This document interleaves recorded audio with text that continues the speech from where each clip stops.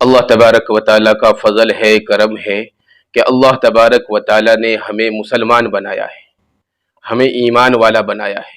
یہ اللہ کا بڑا کرم ہے ہمارے اوپر، اور اللہ تبارک و تعالیٰ نے ہمیں مذہب اسلام کی دولت سے مالا مال کیا ہے، اور زندگی گزارنے کا ایسا طریقہ اور سلیقہ سکھایا ہے کہ جن کی دنیا کے اندر کوئی مثال نہیں ملتی۔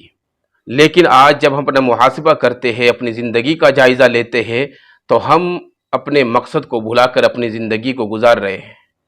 ہم دنیا کے اندر لگے ہوئے ہیں، ہمیں اس دنیا کے اندر بالکل بھی اس بات کا خیال نہیں آتا کہ اللہ ہم سے راضی ہے یا ناراض ہے۔ یعنی ہم دنیا کے اندر جتنے بھی کام کرتے ہیں، ہم اس کے اندر اللہ کی ناراضگی یا اللہ تبارک و تعالیٰ کی رضامندی کو نہیں دیکھتے۔ بس ہم کام کر رہے ہیں اپنا، ہماری نظروں کے سامنے یہ بات رہتی ہے کہ ہم سے سارے انسان خوش ہو جائے، دنیا والے خوش ہو جائے۔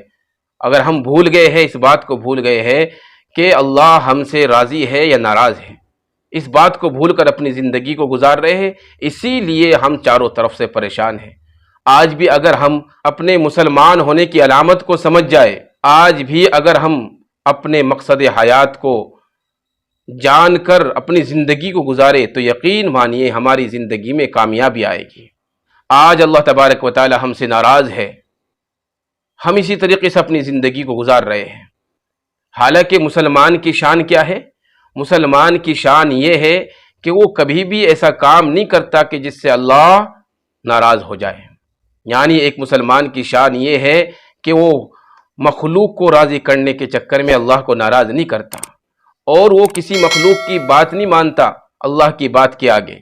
وہ مانتا ہے، صرف اللہ کی بات مانتا ہے، وہ کسی مخلوق کی بات نہیں مانتا۔ اس کی نظروں کے سامنے اس بات کی کوئی حقیقت نہیں ہے کہ دنیا ہم سے ناراض ہو جائے، دنیا ہم سے ناخوش ہو جائے، بلکہ ایک پکا اور سچا مسلمان، اس کی نظروں کے سامنے یہ بات ہوتی ہے کہ اللہ مجھ سے ناراض نہ ہو، بلکہ اللہ مجھ سے راضی رہے۔ کیونکہ اس کی نظروں کے سامنے اللہ کے نبی صلی اللہ علیہ وسلم کا یہ ارشاد ہوتا ہے، مسند احمد کے اندر ہے کہ اللہ کے نبی صلی اللہ علیہ وسلم نے ارشاد فرمایا کہ مخلوق کو راضی کرنے کے چکر میں اللہ کو ناراض مت کرو۔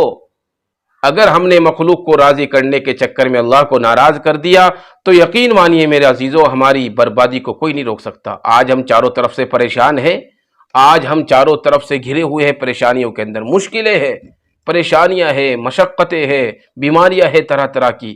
اس کی وجہ صرف یہی ہے میرے عزیزو کہ اللہ ہم سے ناراض ہے۔ دنیا کو ہم نے خوش کر رکھا ہے، دنیا کو ہم نے راضی کر رکھا ہے۔